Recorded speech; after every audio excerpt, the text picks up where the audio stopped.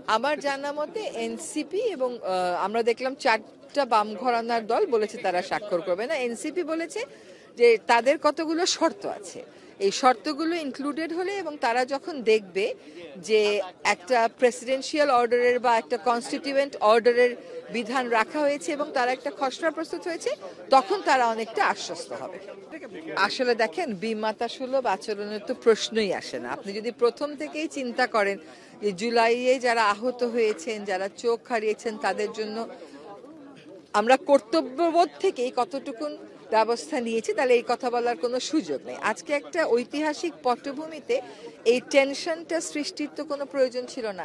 সরকার যেখানে সবসময় তাদের সাথে কথা বলে, জুলাই ফাউন্ডেশন বলে একটা ফাউন্ডেশন আছে, সেইখানে কথা বলেই কিন্তু এই বিষয়গুলো সমাধান করা যেত। তাদের 3টা দাবি ছিল, আমি দেখলাম যে ঐক্যমত কমিশন সে 3টা দাবিও মেনে নিয়েছে। তারপরে আসলে শান্তিপূর্ণ হলেই বিষয়টা ভালো।